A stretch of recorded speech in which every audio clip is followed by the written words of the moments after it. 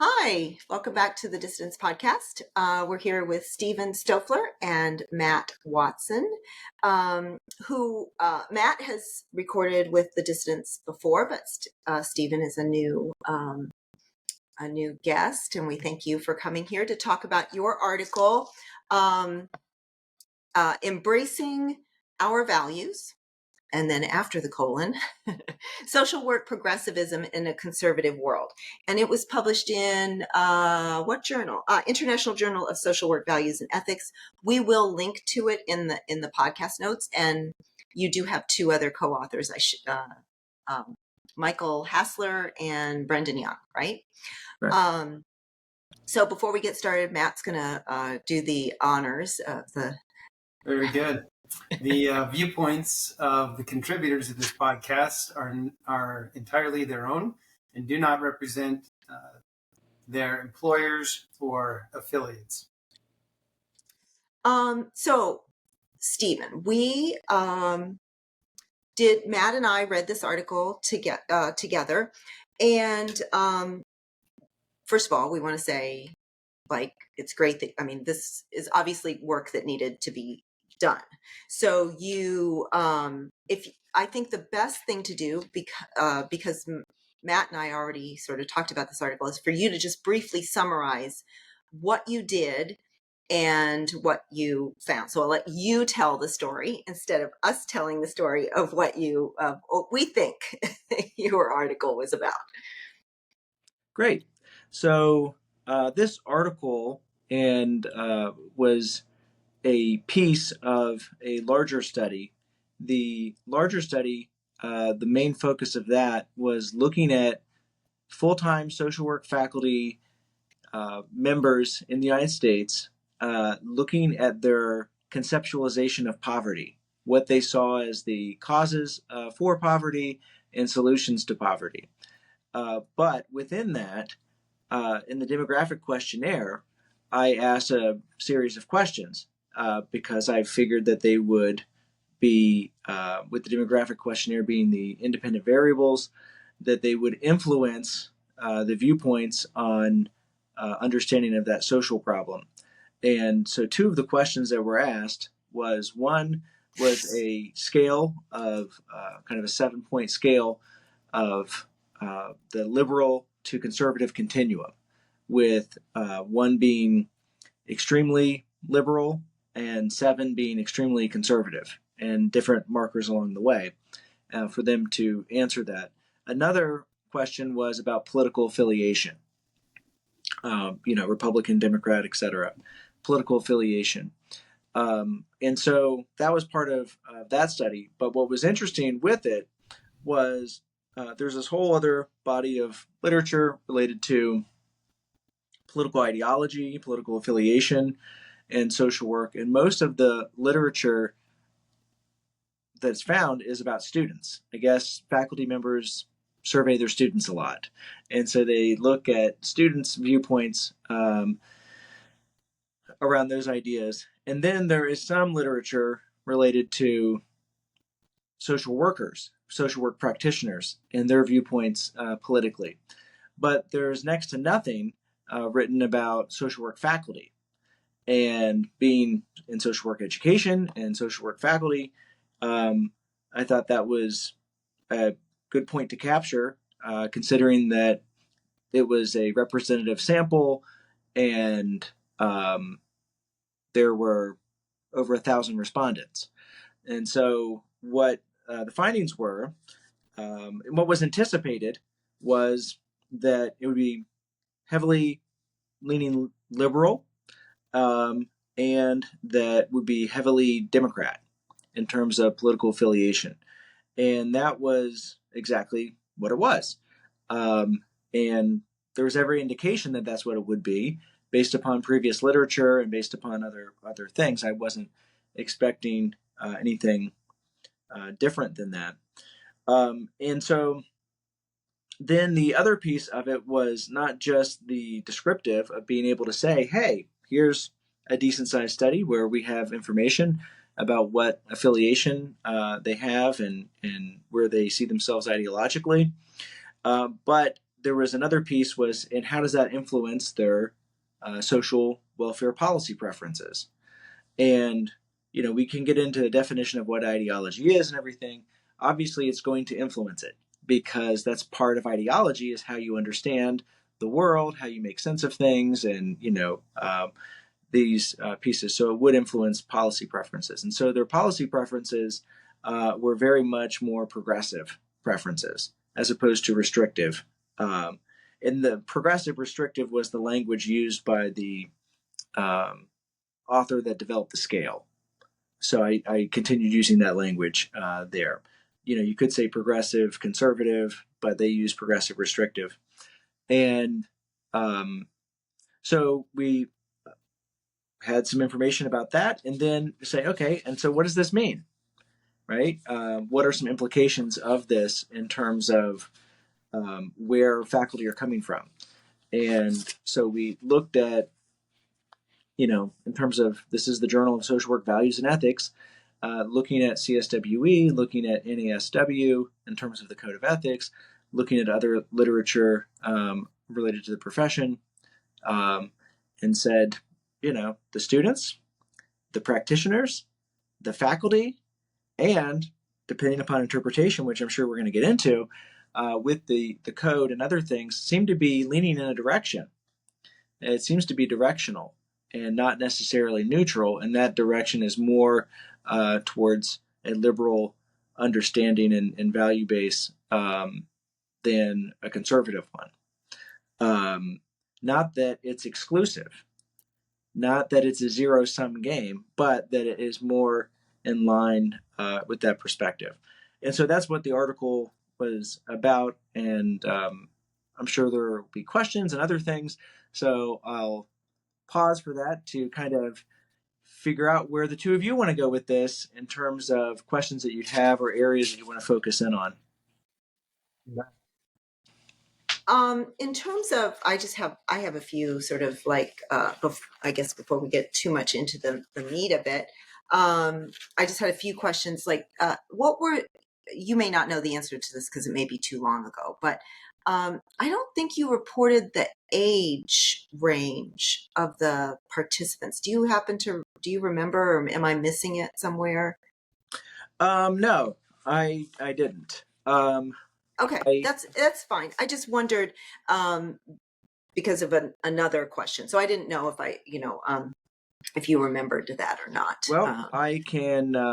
You can look that up real quick. I can look that up here to get the the full demographic piece, because I asked things from region of the country, type of university that it would be in. I asked all sorts of things because in the initial study, in looking at ideas around poverty, I also asked very specific questions of their experience, their lived experience from birth to 18 within poverty, if they had utilized certain welfare programs, if they had housing insecurity, food insecurity, other types of things related to that or not.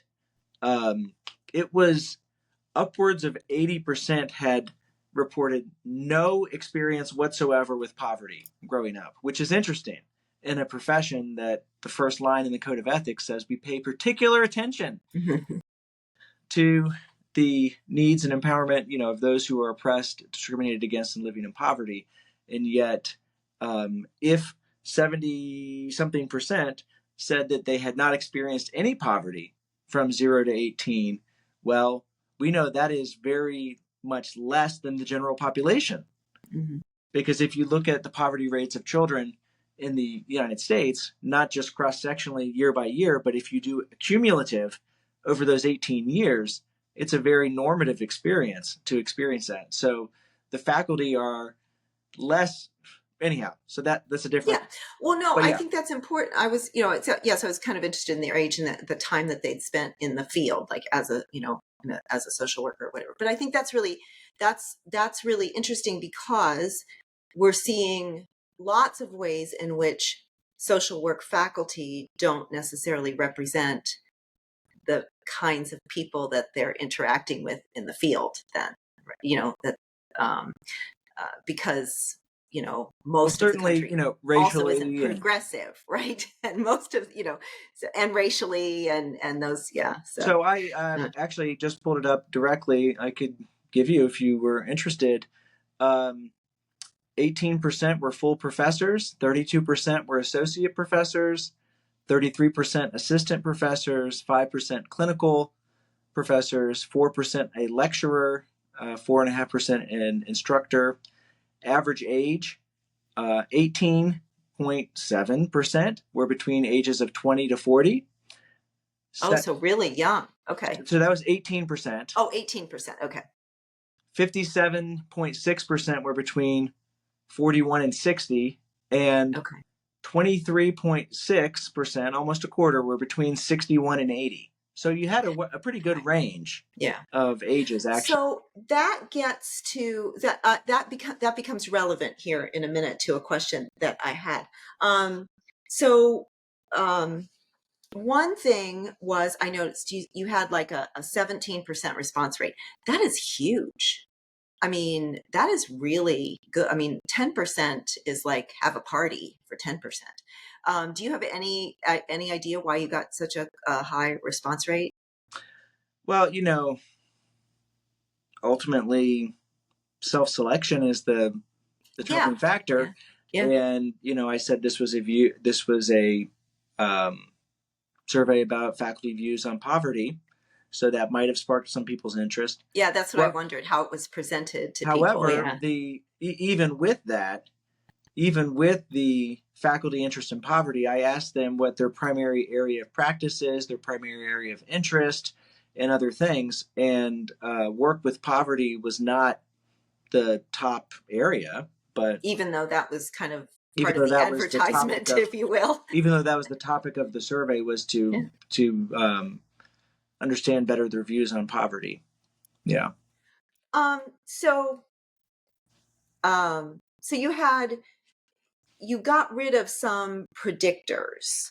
And so were those some of the things that you're talking about right now? Because you did mention that you basically you ran some statistics, like, a bunch of stuff wasn't predictive, right? So you got rid of, you found 7 predictors. So I don't know how many so what I there did were was, originally. when I did the initial correlations, right, I just loaded everything, right, to see what in the correlation matrix, which was, ginormous, to see what was significant or not. And only those things that were significant did I pull those and then run the regression from that. So I'm going to kind of nitpick here, because to me that feels a lot like fishing, number one. But I mean, I understand this was like the first, it was the first pass at something that you don't really know what you're going to find, right? So those 7 predictors ended up explaining 16.2% of the variance. And the main reason I'm suggesting this is the main reason I'm kind of bringing this up is because we're not explaining a lot of the variance with these quasi-experimental variables, right? Like these are people putting themselves in groups, basically by nature of their gender, their, political affiliation and everything. So I think that's relevant because we're sort of, I mean, you're engaging in a descriptive analysis and a correlational regression analysis with potentially a whole bunch of variables, and we get down to 7 variables and they explain 16.2% of the variance. So I think in some ways that's good. I mean, I think it's good that these quasi-experimental, these sort of individual difference variables are not explaining vast amounts of people's eventual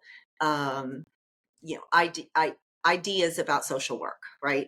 I mean, it's kind of weird for me to say that I think it's good that that there's a lot more other, it's like, we can't say that, oh, women, it's like, oh, being female explained all kinds of, variants, or like you said, coming from, poverty explained a whole bunch. So I think it's kind of, it shows the, like you said, the diversity, of your sample, that you're not explaining vast amounts of variance in people's feelings about the field of social work. But I think it's interesting, and I think that this is relevant to the distribution. So Matt and I wondered what you thought about why liberal, so on your restrictive social policies, being liberal was significantly negatively associated. No big surprise there, right? So liberal ideological views significantly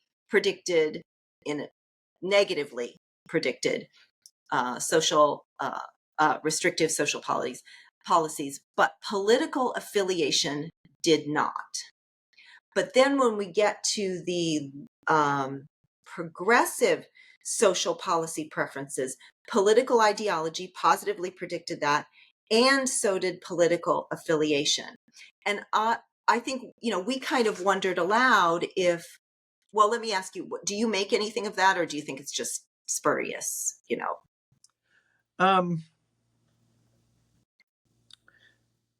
I think part of it, I know you're linking to the article in the notes of this, but the percentage, if you will, that when we look at political affiliation, right? I'm trying to scroll to that. Where are we with the percentage? Yeah, where I'm on page 203 of the journal article, so I don't know if that's helpful or not. So 78% affiliated with the Democratic Party. I believe it was like 4%, if I can find it, that affiliated with Republican. There was the difference between that was about 10% said independent, which doesn't necessarily show any direction, right? I mean, with independent, you could be more liberal leaning, you could be more conservative leaning. Even with saying Democrat or Republican doesn't always necessarily mean where you are ideologically. And so it was about 10% was independent. I think around 4% was conservative, or was Republican, and then whatever the remaining difference is was other, like they picked something else. Mm-hmm.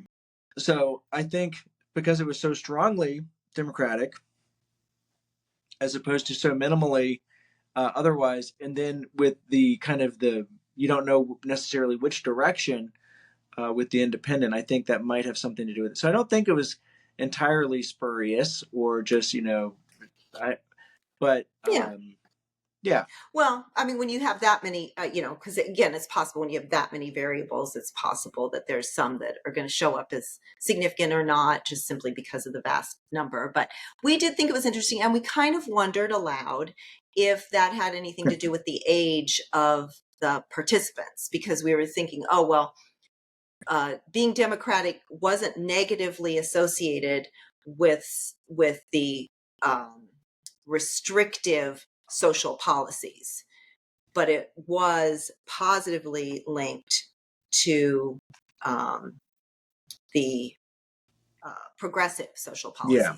And so we just kind of wondered aloud at the time if when we talked about it, whether it's a little bit of an age thing. If people have been in the field for a long time, you just get kind of worn down and feel maybe a little bit, maybe you're a little bit less charitable in some ways.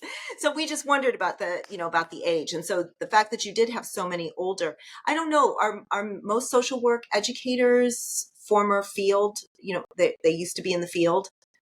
I think it just depends. If I would imagine at most, like R01 universities, They might have more of the folks that kind of just went right through. It might not have as much practice experience because they're more More researchers research and focused, much yeah. more academicians than necessarily practitioners. But there is, in my experience, I've worked at a handful of different schools, there's a good mixture of people that have been in the field for 20, 30 years, and then this is a second career or that type of thing, or at least have um, some practice experience in terms of people that have LCSWs. Well, you have to have worked in the field and you have to have had so many hours in those things, and oftentimes they will have continuing some form of a practice, some type of private practice or some consultation or other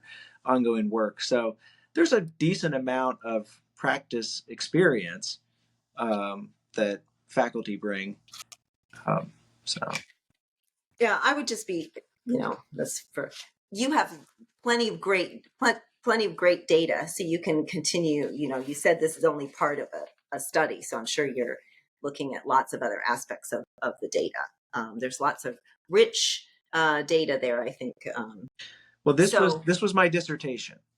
oh, well, So congratulations on getting your dissertation published. this was my first attempt at research. So I, in no way, you don't have to, kind of say, I'm not trying to say that maybe you're fishing or this or that. That's okay. Okay. Yeah, we can all handle it here. Yeah. That's fine. Yeah. You're not Okay. going to say anything that reviewer number 2 hasn't already said, and it'll be fine. I'm not offended in any way. But yeah, so maybe there was a little bit of fishing because this was Yeah. a first attempt. But Yeah. there's been other things I've used the dissertation for, but this was one thing in particular that we thought when there's a gap, when if nothing else, is this in some ways confirming what we might assume? Well, but there's not really studies that have talked about that. So Right. Right. yeah. Um, so yeah, so we just kind of wondered if maybe this sort of, I mean, you can have sort of the progressive sort of, a liberal ideological view and be a Democrat, and maybe over time become sort of less forgiving maybe of certain groups. And that's what we kind of wondered, whether there was something going on there. So maybe someday that's something you can uh, uh, mess around with. Yeah. So we read the first part of the article and we were like, woohoo.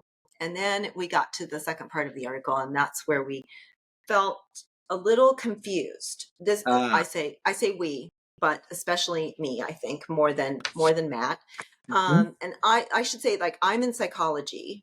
I'm not, and I'm a experimental psychologist. I'm not a clinical psychologist. Matt is the social worker. So I was reading this. Well, first of all, it's in the International Journal of Social Work Values and Ethics. And so we knew that it had to go beyond your survey, your descriptives. We knew it was going to go beyond that. To me, I was surprised at the second half of the article. So, again, to me, which is not necessarily fair, because I read mostly psychology journal articles. It felt, it felt almost like we flipped to the other side. So we're doing this descriptive study, and then it's like, it became more of an editorial piece or an opinion piece to me. And I wondered, I couldn't help but wonder if you were encouraged to go there by either, now that I know this is your dissertation, either by your dissertation committee or by the journal editors. If you were encouraged to say, we should be pushing progressive ideas by either a journal editor or a a dissertation advisor? It was not by a dissertation advisor. It was not by a journal. The comments and reviewer comments didn't turn up or turn down the volume at all. We were encouraged to do this by the three of us. So that was our ideas. So I'm gonna quit talking now because I think Matt probably wants to jump in. Now we've established that, so Okay. Matt probably wants to jump in. Good. Very good. No, it was very interesting, and the things that we've been working on over the last little while, another colleague and myself, involves political and viewpoint diversity in social work. So when we found this article, we were very appreciative, and think there's definitely a valuable contribution that you've made here, and want to thank you for that. When we think about viewpoint and political diversity, this what you found was not surprising in a lot of ways, but I wondered if we've kind of developed some premises and some thoughts, and they're different than what you developed in the second part of the article, and so I think this is just where there's an opportunity for a helpful, rich discussion, just from different perspectives on this. And the recommendation were, you mentioned two steps, and one is that we embrace progressive values on one hand, but at the same time, it seemed like you wanted to kind of moderate that as well by suggesting we should not be engaging in groupthink. We should not be marginalizing people with different values and so forth, although we do embrace the progressive values. Did I capture that right? Is that kind of what your intent was? No, that captures that. And when I say you in this, I'm not talking specifically to you and for you to, Sure. For either of you to have to respond to this, right? But or say one person, can you have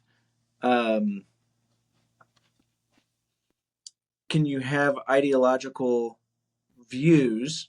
I think we all do, right? We all have different, whether you call them worldviews or these types of views. And can you have those, but have to temper those in a somewhat, right? Because it's not as if just because you have these views that you go all out in trying to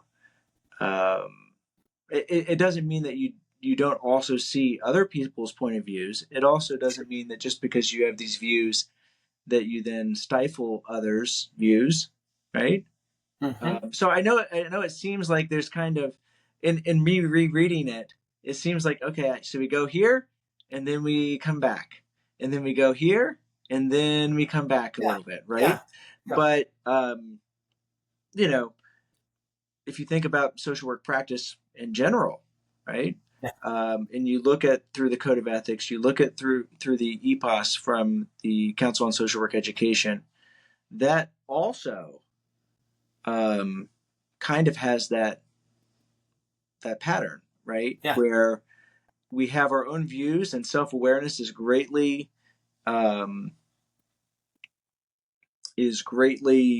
emphasized, and competency of understanding others on a very long list and host of ideas, including political belief, is part of that.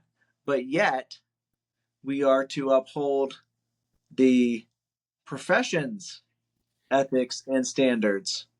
So there's a moderating that takes place. One of the things that we're kind of saying in here is, based upon our understanding of the literature, based upon our understanding of where students, practitioners, faculty, curriculum,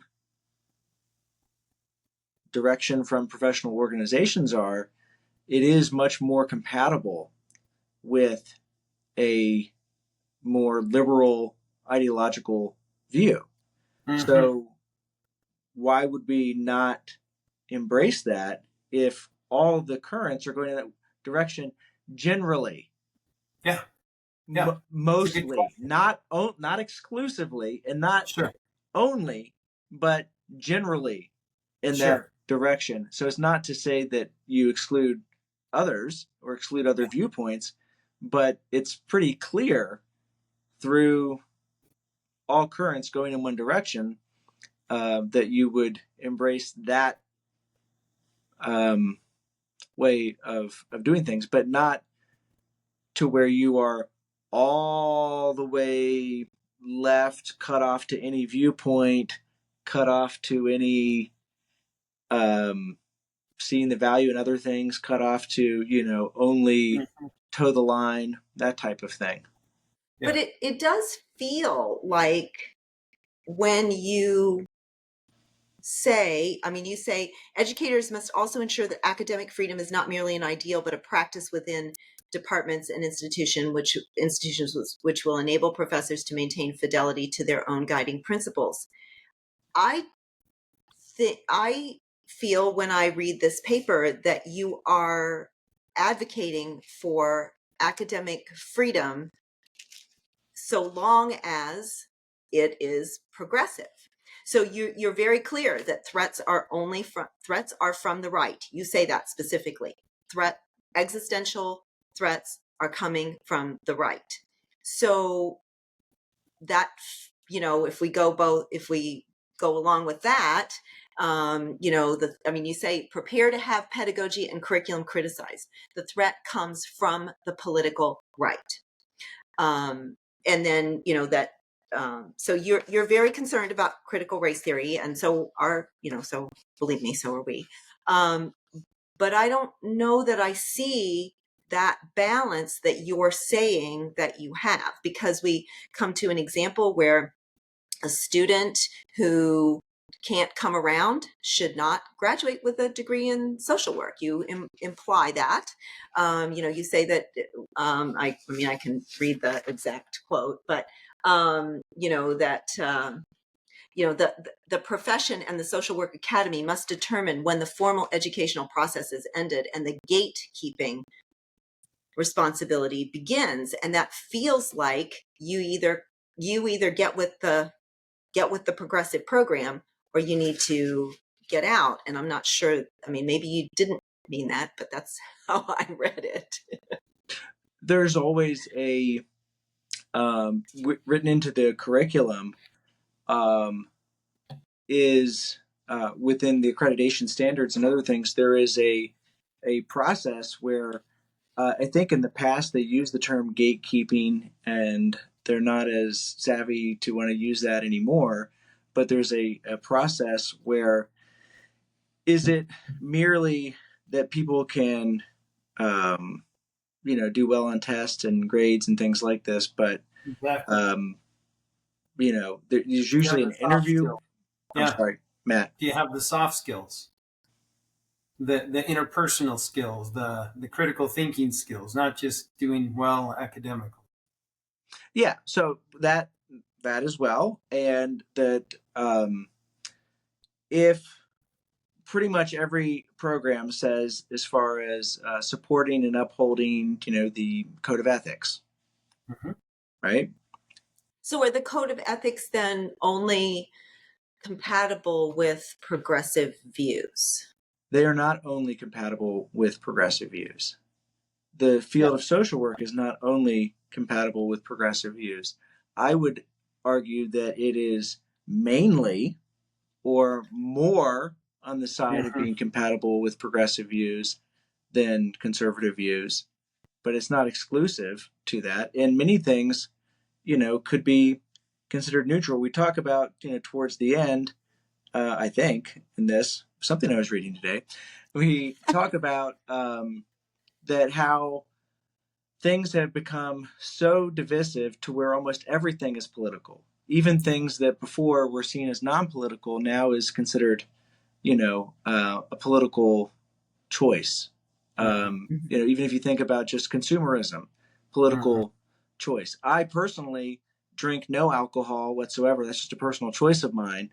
But, people in an uproar of, well, now I can't drink Bud Light because Yeah. they had a flag on Bud Light, or the fact that they have flags on Bud Light. That could also be something. Or they say, well, now I can't do this, or, well, I'm not going to go to Chick-fil-A Yeah. Right. because Right. that's Yeah. associated with certain things. And so, we make everything politicized. Not Sure. everything is politicized. Right. Not everything needs to be politicized, but it becomes that way. So is everything in the code of ethics necessarily compatible with, a liberal viewpoint? No.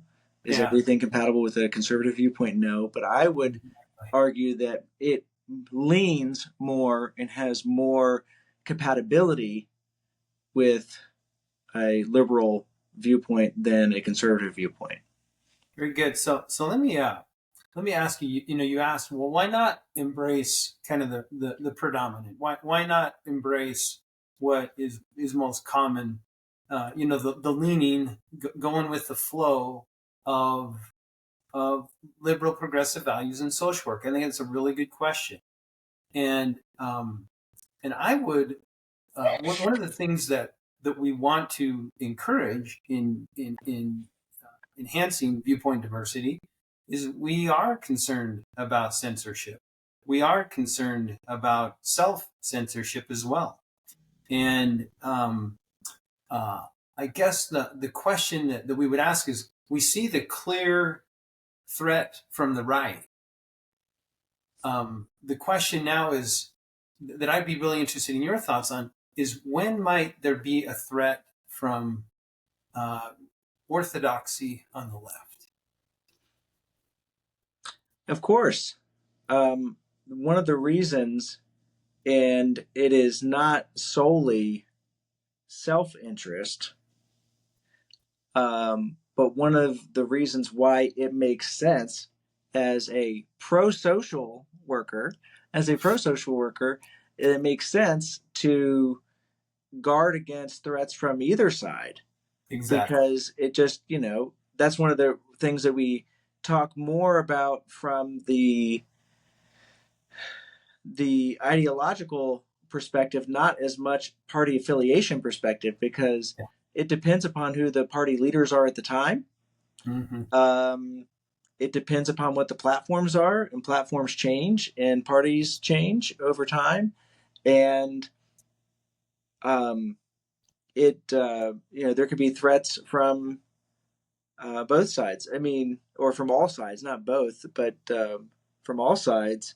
And we do have to be critical in looking at that and saying, okay, in light of, for instance, if we're looking at the Code of Ethics, the very often cited 6.04, because it says social and political action, right? Exactly. Is the heading for it.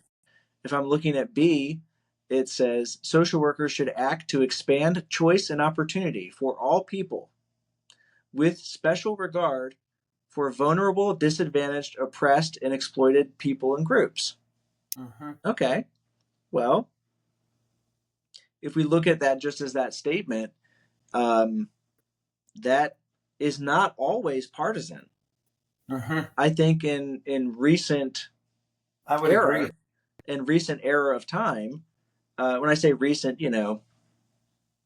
10, 20, 30, 40 years, in recent decades of time, expanding choice and opportunity for all people with particular regard for that list has Mm-hmm. been primarily, but not exclusively, more of a more left perspective, as Sure. opposed to conservative by definition of what conservative, like the actual definition. And when we go to even your, basic political science texts and definitions of what these terms mean, would be not as open to expanding choice and rights and Mm-hmm. opportunities to folks. But if they're already in the program, they Yeah. must be, right? I mean, if they've joined a social work program, if they're getting an advanced degree in social work, or if they're an undergraduate degree, they're already not as progressive. So they feel the calling of social work, whatever that is. So should they be welcomed into a program and graduate without being sort of reprogrammed into more progressivism? I mean, even if they're just sort of central right or even center left, if they're not progressive, are they not a good fit for social work at all? No, I didn't know. They can Okay. still be in social work. But yeah. Okay. I think I'm not arguing that social workers need to be far left perspective. And at some point in time, there was a very large middle ground. That middle ground is almost completely evaporated. Exactly. Things have become very polar. Mm-hmm. But I think that if we're looking at kind of classic conservatism, classic liberalism, and then we're looking at neoconservatism and neoliberalism, and then we're looking at some of these other ideas. The classic conservatives are are very hard to find. The classic liberals are very hard to find anymore. But classic conservatives and classic liberals used to have a lot more common ground. And Exactly. even though there was differences, and even though it still would have been more, in my mind, historically, value-wise, otherwise, more in line with a liberal perspective, conservatives also, even you can look at Nixon, right? I mean, Mm-hmm. Nixon continued on for some time, maybe begrudgingly, but continued with some of the programming from the Great Society and some of that type of programming, and the welfare budget, despite what he was saying, Mm-hmm. grew under Nixon. So Yeah. some things like that. Well, Nixon's probably the last classic conservative um, in terms of administration that we had. So we're talking about today and talking more contemporary, but Sure. you know, I, there's a continuum, and Let me on give that well, you. there is, continuum, and most actually, I mean, I would argue that the research suggests that most people are more central, that there's, like if you look at the Hidden Tribes report and, many other research studies find that most people are actually more in the center, are are social work graduates prepared to work with people who are center or to the right? Are they getting the right preparation to work with people who aren't like them?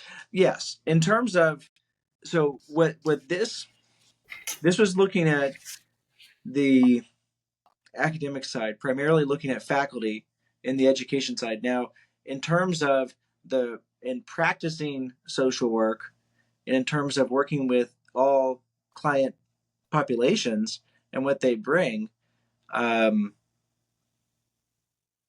you were to, you know, there is your individual values that Mm-hmm. you have, and then there's professional values that you have, Correct. right? Mm-hmm. There's the individual and there's the professional. On the professional side of things, we could go through a lot of differences. I went through in preparation about 20 minutes before we started. I was like, let me just highlight every area of the code of ethics that deals with political belief, Right. right? Right. That deals We've with done the political same. You belief. bet. You bet. And, in terms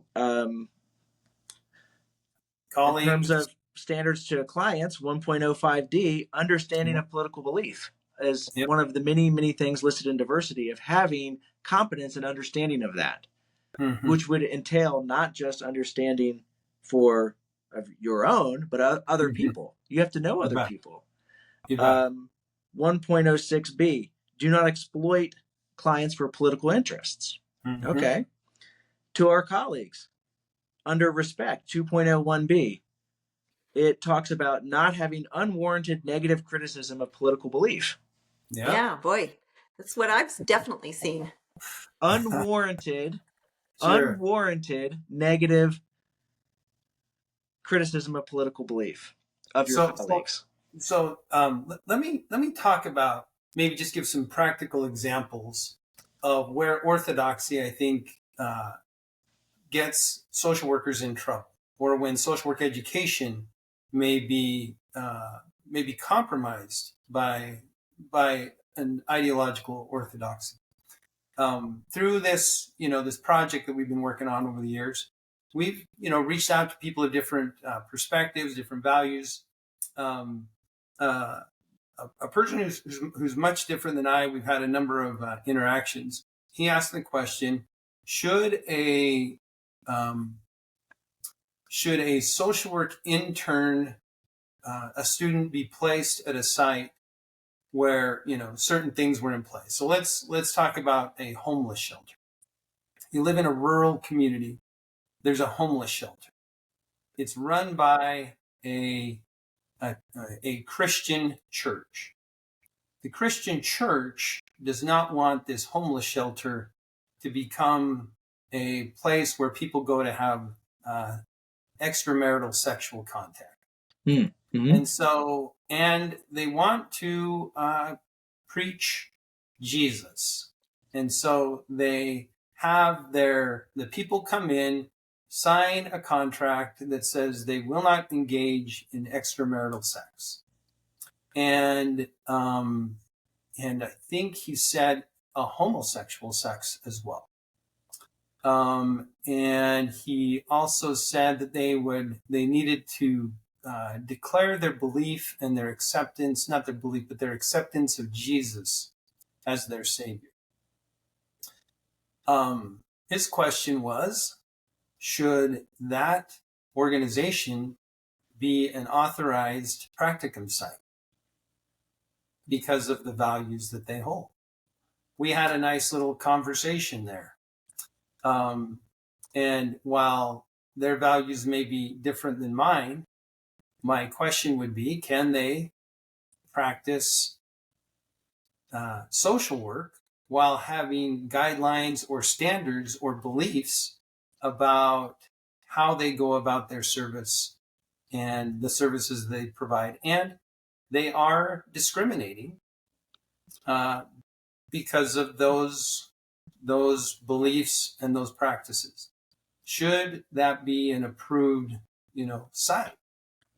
I think that's an interesting question. We had kind of a dialogue back and forth, but the option then is, well, you don't have a social worker at that site, or should those organizations be able to exist because their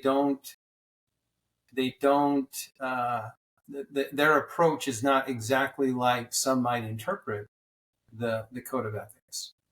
I'd be interested in your thoughts. Should those kinds of organizations be allowed to exist within a social work context?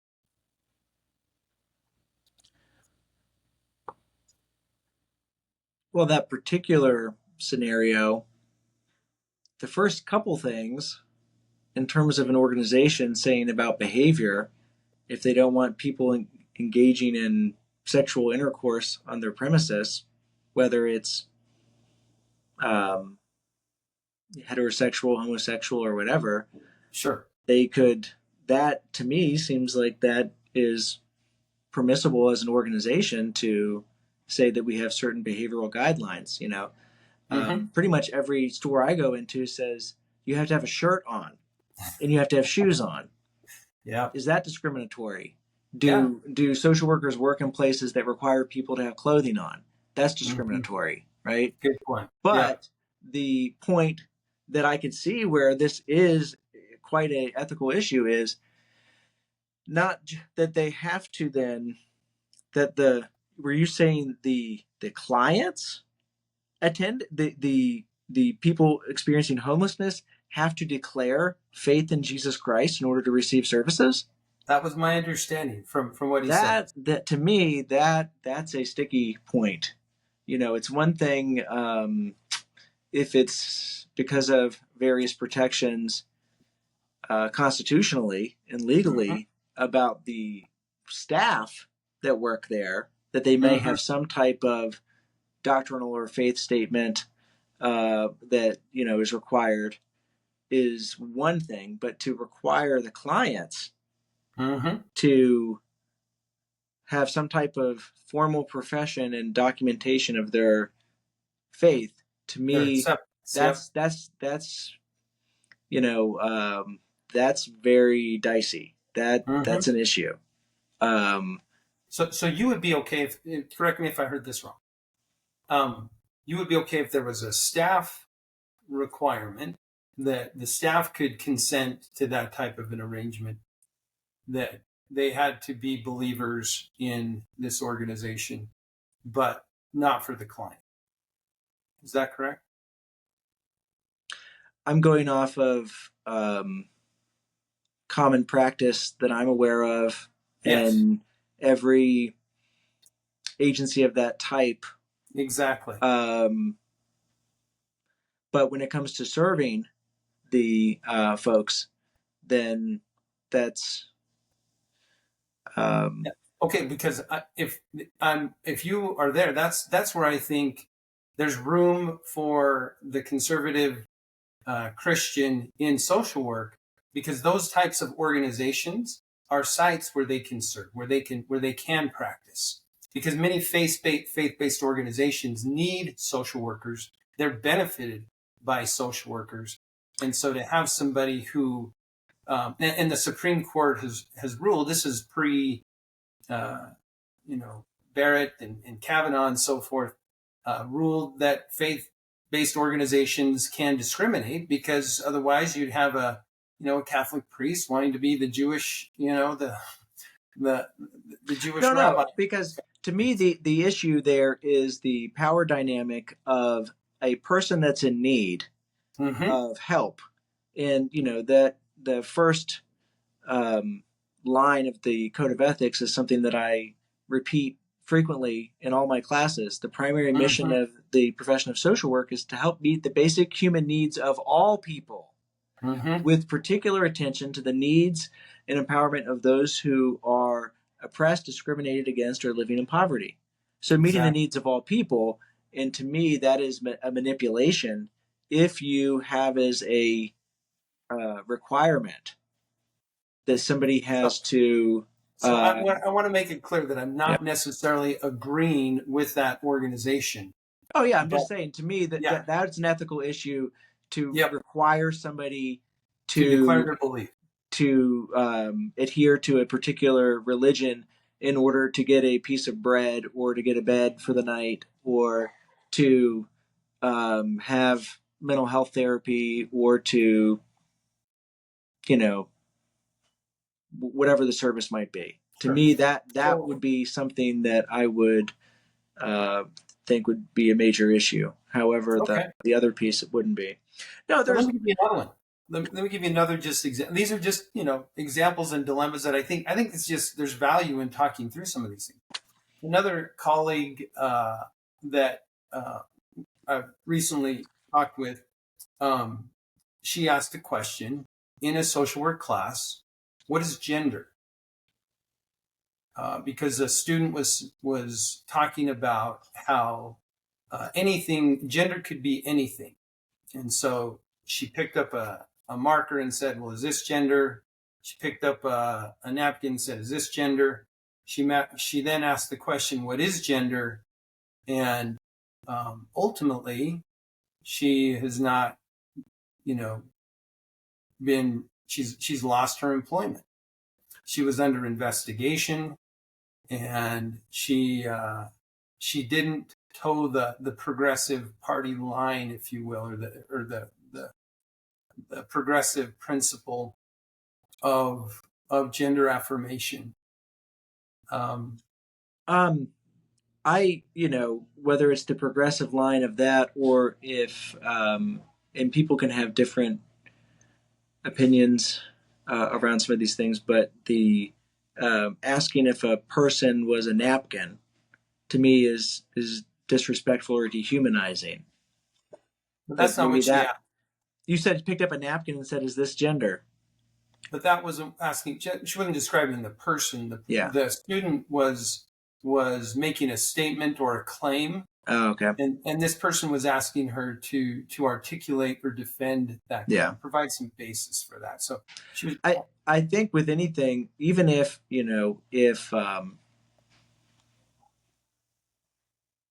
if we were in a time machine and we had a very staunch adherent from the 1930s in Austria right now, they're still a human, and we still have to respect them, and we still have to have, everyone has dignity, even if everything within us would be, feeling compelled that this isn't right or something like this, especially with the hindsight that we have in 2024, right? But that's still a person. I mean, we still work with, I'm in Pennsylvania. When I talk to students about the core values, like an introduction to social work, right? And we talk about the 6 core values, and we talk about those things. And I say, it's all fine and good if you want to work with children that maybe have been abused, have experienced all sorts of trauma and things like this. But in social work, you have to work with the victimizer as well. Yeah. So it's one thing to say, oh, we can uphold these code of ethics and these standards and these values with them, but what about with Sandusky? Yeah. Not just the survivors and the various people that he, abused. So you can work with people that you may be very much opposed to something about, some aspect about them, some aspect that they represent, and still be able to practice with them and help them, and know that this isn't about me, this is about the other person, and to be able to help them. So to be clear, this person, whom I also have been introduced to, is in a classroom trying to facilitate a discussion, and a student is trying to make a point, and the professor is not understanding the point, trying to facilitate this discussion. Okay, the student is kind of taking over the classroom with their point of view. Okay, so dominating the class discussion so that others can, so that the professor's trying to regain some order in the classroom. Okay, and says, okay, let's just stop a minute. What is gender? Let's just talk about that. Let's talk about what is gender. And somebody said it can be anything. And she says, oh, is this pen gender? I mean, the point is to narrow this down, right? It can't really be anything, right? So asking is a facetious question. Is this gender? That's not a person. That a napkin isn't a person.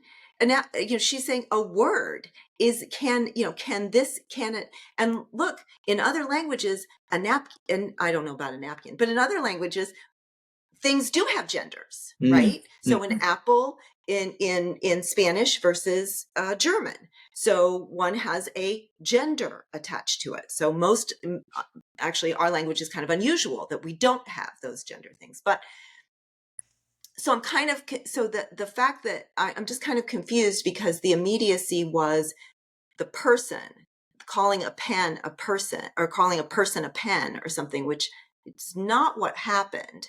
And the reason I'm kind of, and again, I wasn't in that classroom, but I am in my own situation where a research project where, Black Lives Matter was mentioned, then became a reason why social work specifically declared themselves uniquely qualified to declare me and my students racist. Examples of white supremacy, because we asked a question about Black Lives Matter. So it wasn't a person. It wasn't, we were doing experimental research on, human behavior and the effect of words, on rhetoric. We were doing a study on rhetoric, an experiment, a study that had been IRB approved and everything. My students got death threats because of this. Social work, sent out all campus emails, uniquely qualified to identify white supremacy. So that's why I kind of, so it's like, I'm trying to figure out where is the line, right? Where is the line between academic freedom? Where is the line between, social, you say social work educators run the risk of appearing self-righteous. But at the same time, it feels to me that you're endorsing self-righteousness a little bit by saying we should all embrace that. And maybe what happened to me you feel is correct. So I mean that's okay. That's okay too. There are certainly plenty of those people. So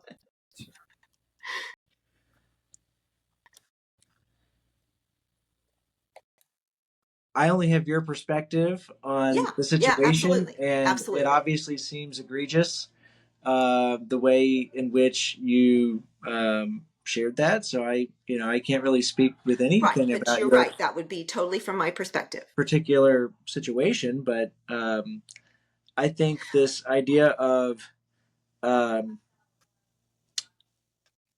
embracing a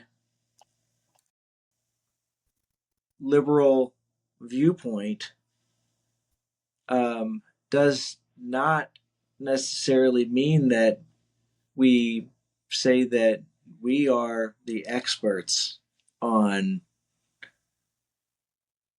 Black Lives Matter as a discipline, that we have the corner on Black Lives Matter, and Elizabeth, you and all you're associated with are racists. That to me isn't the same as embracing a liberal viewpoint. I'm not saying call We would agree. everybody We that would you agree. have any issue with a racist.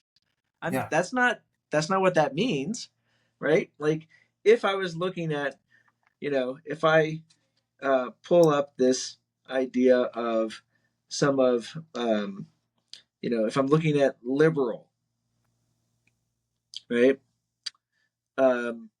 What's a definition of liberal? Like, what are we talking about? If you just look up, even if we would Google right Yeah. now a definition of conservative and look at a That's regular, complicated, isn't it? Yeah. and Yeah. we look at liberal, or if you look at the continuum, right? And we could have experts in political philosophy and thought, and people that are much more well versed than the three of us in this, and go through all the nuances of this. But looking over the course of about the last 150 years or so that I'm familiar with in terms of literature, and looking at some of the changes over time of the continuum, a liberal perspective is not saying that you say that you have everything, and that you are the knowers of everything, and all of this. So really, when we said about, we weren't trying to be, we were being sincere and saying, not trying to be treating people in a pedantic manner, not Yeah. trying to be self-righteous, not excluding everyone's views.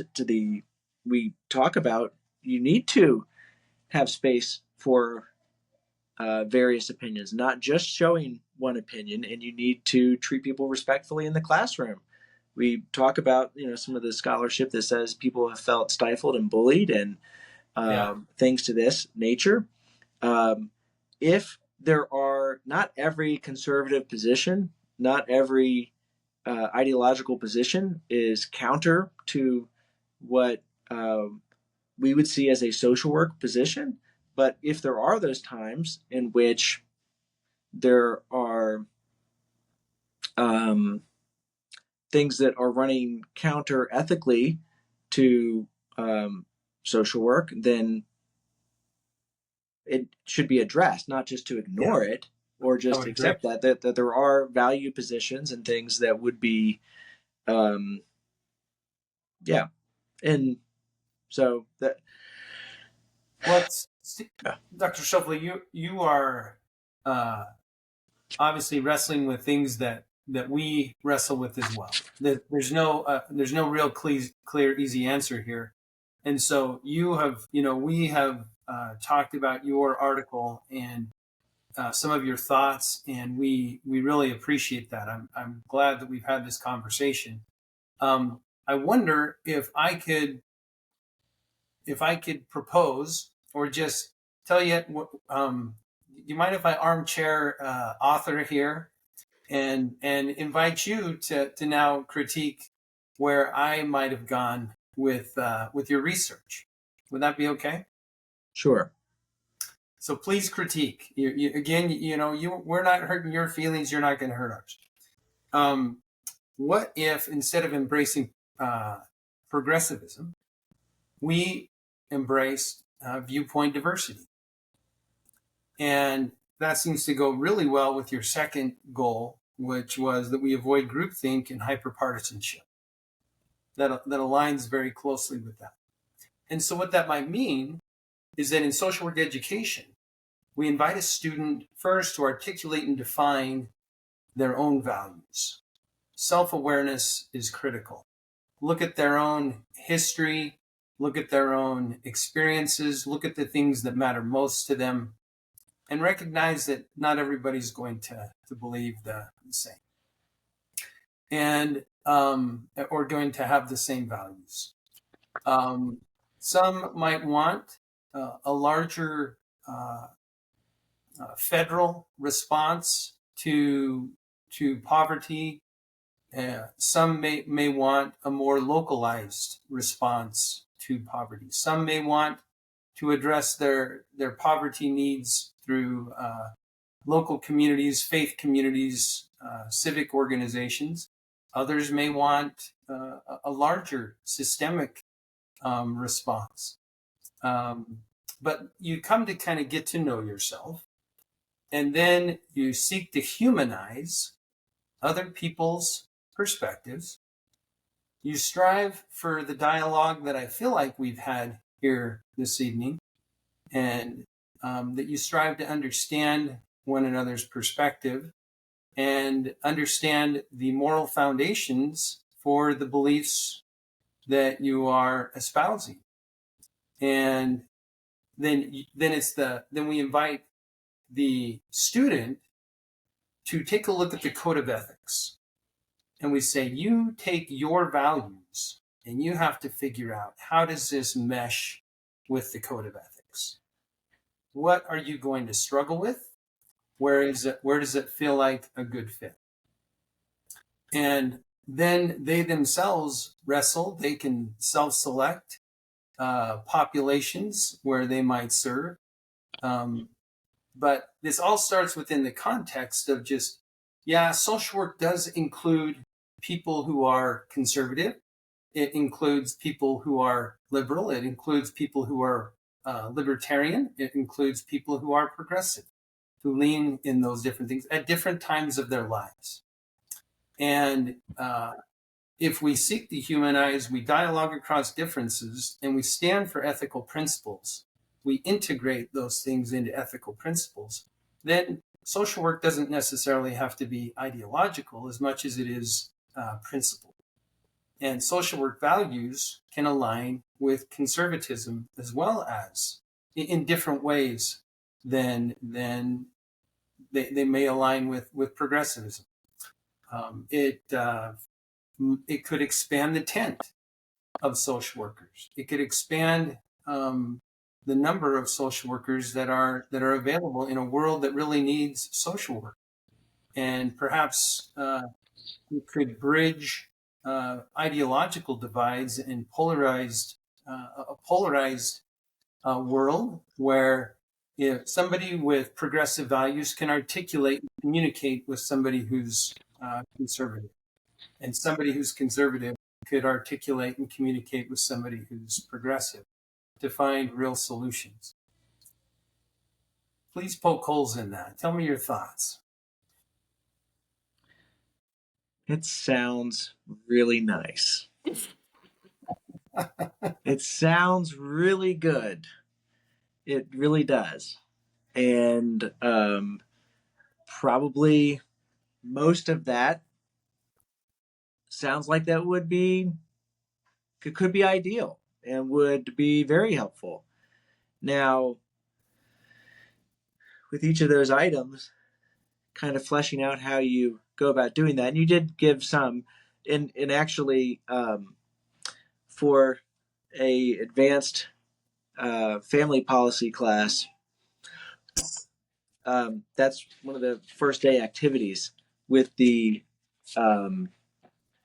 specialization level master students is Right. having them map out all of their values and things, and then seeing how that fits in and kind of doing that. So that is Good. something I'm not just saying that I Yeah, literally do that that's great. already. So look, there's common ground. Yeah. So where those aspects, because you mentioned, I like the example you mentioned with the addressing poverty, because that was part of my thing as well, and whether it's on the local level, at the civic level, and those things, which would be a more localized approach is a more conservative Mm-hmm. approach versus a more Right. centralized as a more liberal approach to things. Tends to be that in terms of discrimination, Mm-hmm. differential treatment based upon, and that differential treatment being based upon some criteria that's not a valid criteria in which to make that differential treatment, right? Like race.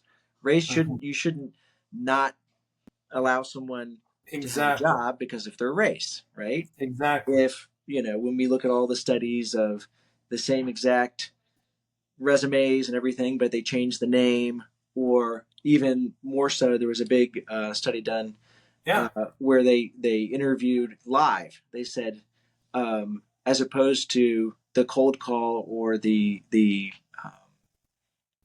resume, but it was live interviews, and they did. And you probably with psychology, you like, yes, I know exactly where they have the folks that are approximately the same height, same build. They make sure that verbally and everything else, and then it's more discriminatory.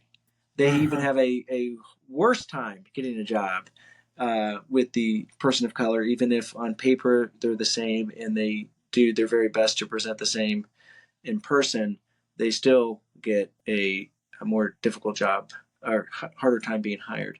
In the private sector and on local levels, just as an example, um, with jobs, it's more discriminatory. Mm-hmm. With the equalizer, because of additional regulation and policy, is about the only time you see representative employment based upon race is in the public sector.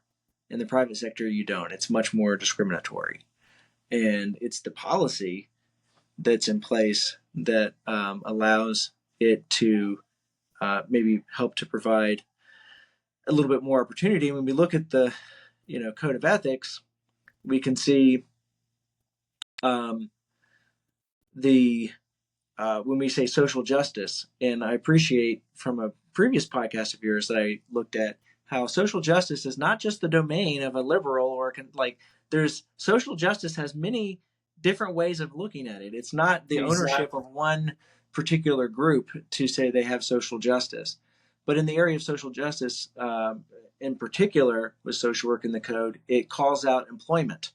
It says unemployment is one of the primary areas of social justice. So if we had an approach that was more localized, or more in the civic and more in the private and more in these other areas from what we've looked at, there tends to be more issues around access and discrimination than there is in other levels. Does that mean that there's no value in it at all? Absolutely not. Right. I think you have to have a combination of things and, continuum. But just to say,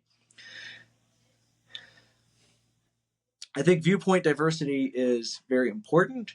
I think this idea of humanizing, as you said, importance of human relationships and these other things that we talk about. If we could get along better and not fight as much, I think things would be better. If we could learn to see the humanity in each other, that would be good. But at the same time, those areas, when I talk about things like the whole 6.04 and the ABCD that falls under that in terms of expanding access and opportunity to folks and not being discriminatory based upon X, Y, and Z and these things, certainly liberals discriminate. Not saying that they don't. Sure. But as a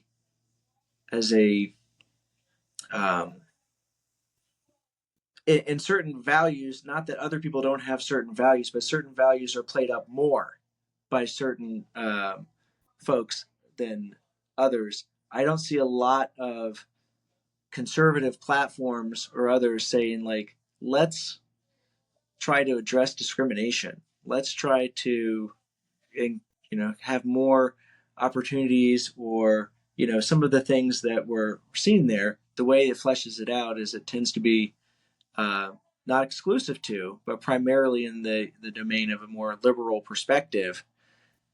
And this is something the Code of Ethics is saying that you have to do. Well, and I would say that it does happen. It just happens in different ways.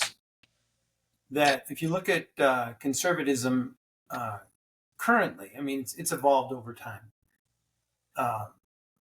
Group identity versus individual identity. Group rights versus individual rights. Group responsibilities versus individual responsibilities.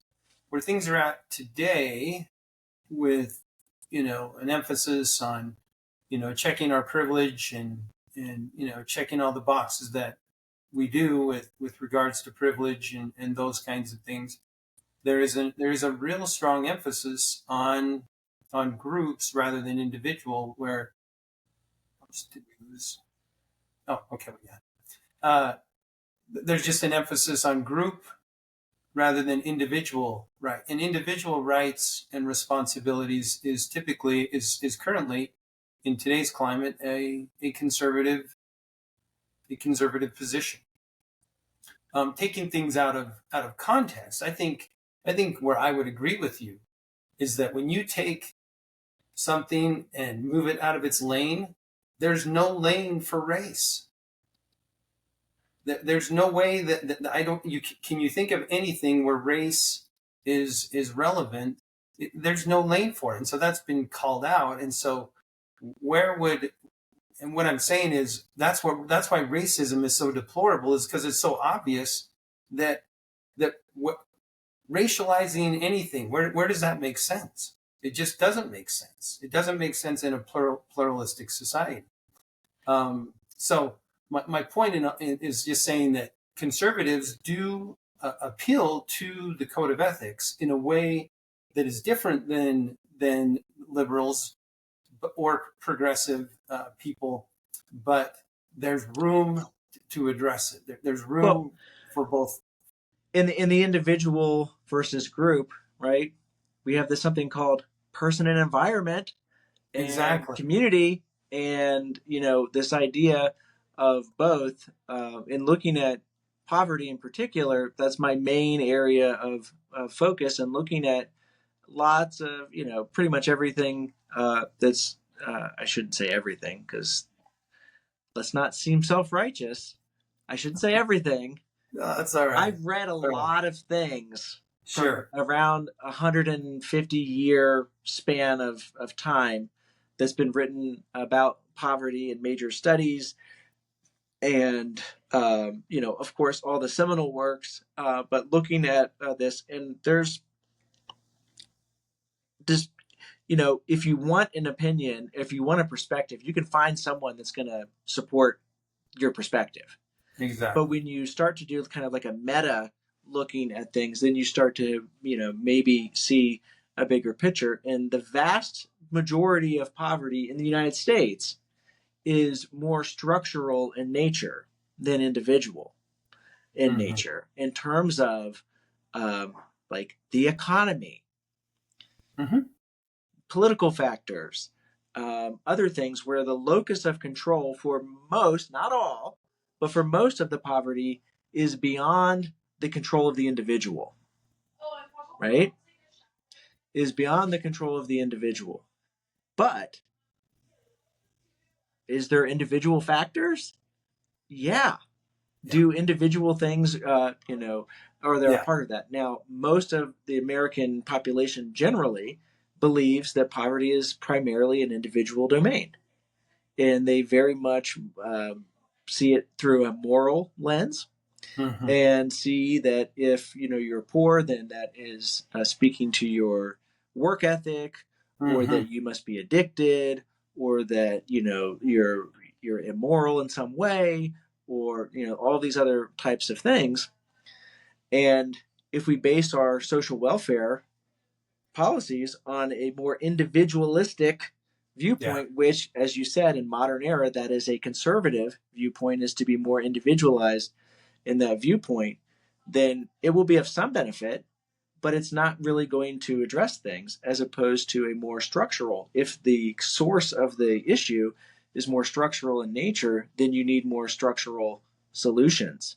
And that's going to reduce it by much more. That is much more of a liberal perspective on it, but it's also where the data says as well, where you would see a difference. So, our friend Bill Clinton, neo-liberal president, who has the welfare reform in 1996 and everything, and that was very much off of an individual focus. Personal responsibility and Work Opportunity Reconciliation Act. Heavy dose of personal responsibility, not a whole lot on the work opportunity side of things. And this is where we cut the programs, where we have work requirements, where you have time limits and all of these things. And it cut welfare by more than half of the welfare rolls. Did it address poverty? Not at all. It did not affect the poverty rate. Now it's just people were still poor, and now they're without benefits. So are you saying that what Clinton did perpetuated poverty rather than addressed it? Or Yeah, and I know this is where, this is a yes. He just critiqued No, I don't want to corner you at all. That's not my intent. I critique this is more principled than personal. I won't go there. No, I'm an equal opportunity critiquer. I really am, of whether it's a Democratic or Republican or whatever president. Yeah, no, that was a very neoliberal, and it was very much because that policy was based upon an individualized view of poverty that is applicable. It's not that it has no value, but it has much less value and much less weight than if it was more structurally based in terms of what the plan would be. So the poverty alleviation of it was next to it was. I think where it would be really helpful is if we could, if there was, it's pretty clear where folks on the right go too far. It isn't quite so clear where the left, the progressive, goes too far. And I think if there was that ability to say, okay, where where are the parameters of democracy, in the United States of America? What are the where are we looking at here? What is the parameter? Now, And we've I gone over think, time, and so I want to be respectful of your time. Uh, um, Elizabeth, did you want to say something, and then? no, it's okay. We can end here. I was going to speak to, No, go ahead. Go ahead. Just I don't really. I I'm mean, I fine. was I can gonna talk. I was gonna agree that in higher ed, so I mean, just to be clear, like I mean, I considered myself quite the lefty uh before all of this. And very much at home in, left-leaning Massachusetts. Um, and now there I think, sort of to speak to Matt's point, there is only a certain kind of left. There's only a certain, so that you have to believe in all of this, or you're not, left leaning ideologically. You don't believe, you either believe all of it or nothing of it. And I think that that's maybe my, so my personal experience with this is coloring, sort of how I read some of what you wrote. So it feels like that tug, like, you have to come further, you have to, I do love the way that you end the article. And, thus embracing a progressive viewpoint does not mean minimizing diversity in discourse, but rather provides an opportunity to explore various viewpoints and to find areas of commonality and growth, a liberal progressive ideal in its own regard. And I think if we all, left, right, center, adhere, carried that around in our pockets, we would get along, a lot better. And so I really, I love that. That's not totally at the end of the article, but I think it's a lovely sentiment. Yeah. Well, thank you. No, we'll stand by the things that we put in here. Some of it does seem can have some contradiction. Some, life is ambiguous at points. It's not 100%. You use the term orthodoxy a lot. I'm not necessarily saying that it has to be, pure orthodox, but the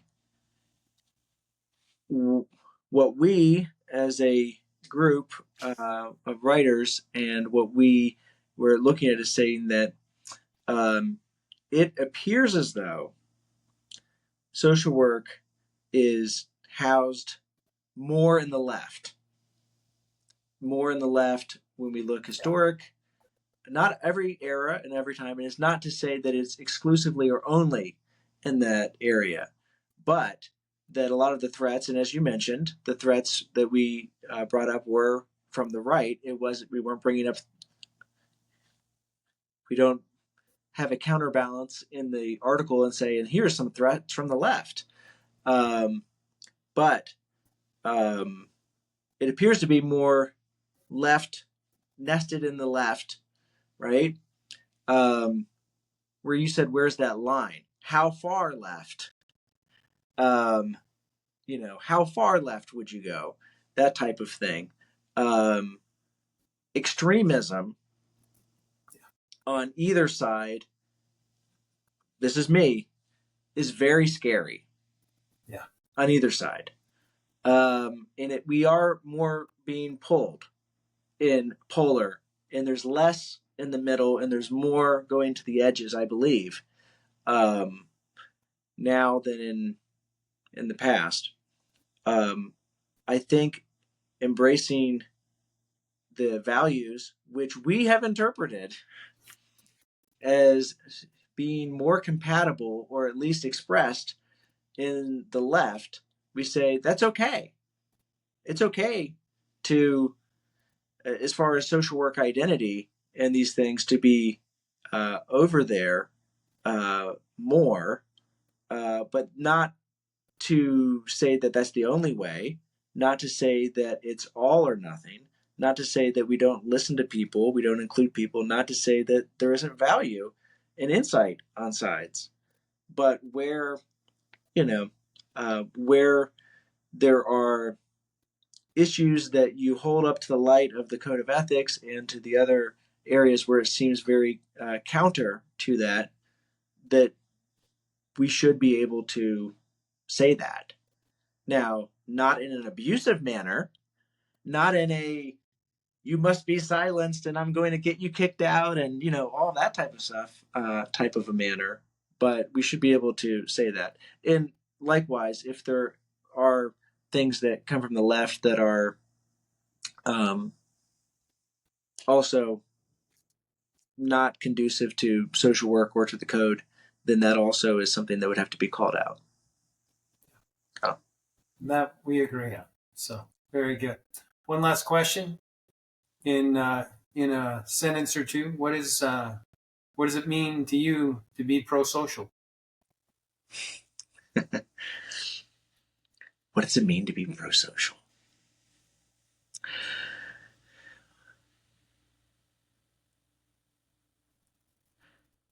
To to deeply care about others, being a pro-social worker, if you're saying pro-social in that regard, to help meet the basic needs of all people with particular attention. That first line of the code, how to best do that. How to best do that from an academic side, we're focused on research, we're focused on evidence, we're focused on actually trying to pursue truth in some way or accuracy in some way to best serve those who have needs, which is everyone, to best serve everyone. And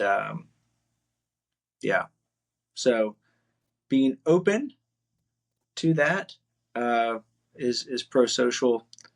We talked about education, and I'd be remiss if we look at the word education.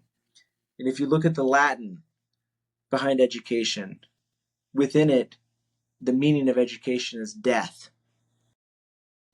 It talks about death. Dying to our presuppositions and our ideas and growing and having growth in life. So death and life is found if you analyze the word education. And I think that we'd all be beneficiaries if we were able to be teachable and learn and grow. Well, thank you. Thank you for your research, for your article, and thank you for contributing that. Thank you for coming tonight and talking with us and sharing your perspectives.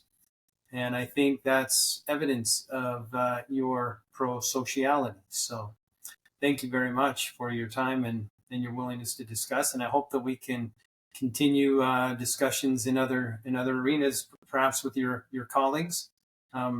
Your encouragement, I did buy the book. So oh wow, okay. I'll appreciate that, and I haven't read it yet, but certainly eager to continue to learn and learn together. So thank you very much. Well, thank you. I appreciate it, and it was good talking to you and with both of you, and I think it was a good conversation. Thank you.